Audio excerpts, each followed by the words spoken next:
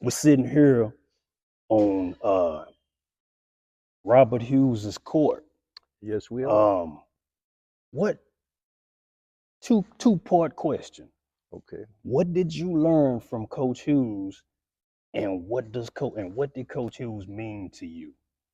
Well, what I learned from Coach was the ability to be competitive. You know, he taught that more than anything else because all of his teams, if nothing else, they were well taught and they were very competitive. You know, so Yes, sir. this is what I got from him. And what was the second part? And what did he mean What to did you? he meant so much to me because uh, he was the first man that I saw be a man. Okay. You know, and back then it was still Jim Crow, Right. and I was like in the 7th grade, and I went to a football game at uh, Farrington Field. Okay. And what was so odd was, you know, he was a wide receiver coach. You know, I don't know how they got that out Coach of Hughes was? yeah, Okay. because you know he don't do football at Yeah. all. You don't do pretty much nothing. You don't golf. That's new information Yeah, for me. yeah. Well, I got a lot of it, man. I got a load Coach up. Hughes was a football coach. Yeah, yeah. And you know, he how good he was, I couldn't say. But anyway, he had a drop top Buick. Okay. You know, long one of them long jaunts, man. Yeah. And you know, he just flooded his car down with players. Mhm. And you know, it was like he was building my situation and his situation for the future because he took me everywhere. You know, and when we got there, we went to this gate that coach normally goes in because he's a routine person. You know, he goes the same way to work, goes the same way back home. Right. You know, and he's just routine about whatever he does. So when he got there, and we were all standing outside, so the guy said, "Coach, you have your pass?" Coach said, "No, I went off and left my pass."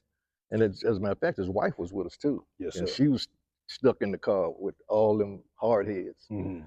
And you know, well, the guy told him, which was a Caucasian, Okay. white man. He told him, he said, "I just can't let you in without your pass."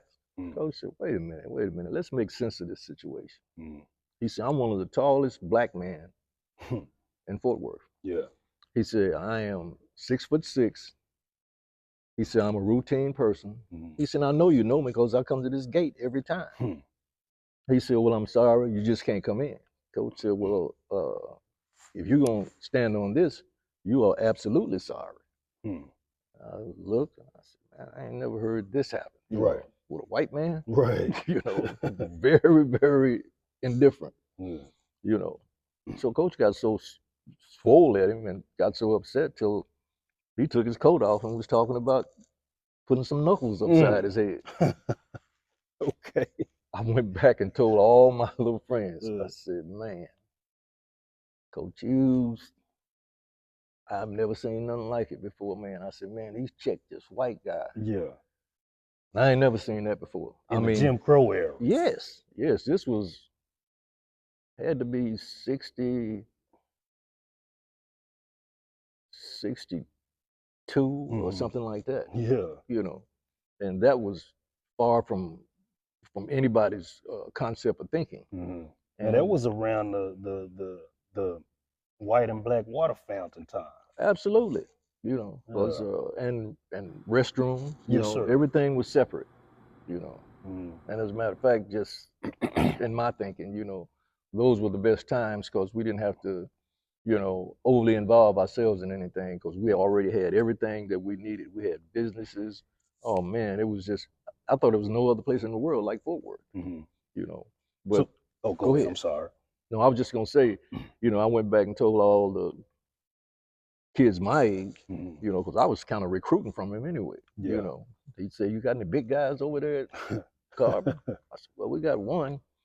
Name is Ollie Ledbetter." You know, he said, "Oh, okay." I said, "You know, he about 6'2" or 6'3". If you stand up straight, he'll probably be 6'4", 6'5". In middle school. Yeah. Okay. So Coach said when he met him, and this is another thing that we got involved into, and I still do it today. I name everything and everybody. And when he coached on him, he said, "Good Lord, son." He said, "Boy, them feet you got, they look like a pair of skis." Yeah. That was his handle. Ski. For the rest of his life. So, it was all about business, but there was so many other intangibles that went along with it, that after you got a little bit older or you got removed from the situation, you could see that it was funny. Yes, sir. Because I always said Coach was the unknown comic, because he was comical, man. He'd say some stuff that would just blow your mind. And then when you think about it, even he's talking about you, when you think about it, you just fall out laughing because this man here was funny, man. Yeah. So, it was a great time, and a time of learning. Because I not only learned about basketball, I learned about life. And I learned what it was to be a person of integrity. Yes, sir. Because of him. Yes, sir. He was far from being a cheater. He was far from being a person that would back down. And he just was a stand-up type of brother that I had never experienced in my life.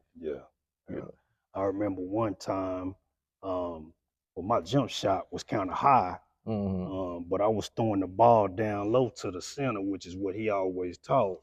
Check the post. But I didn't throw it high enough, and I turned the ball over. He said, "You shoot like World Be Free. Just throw it like you shoot." Yeah. So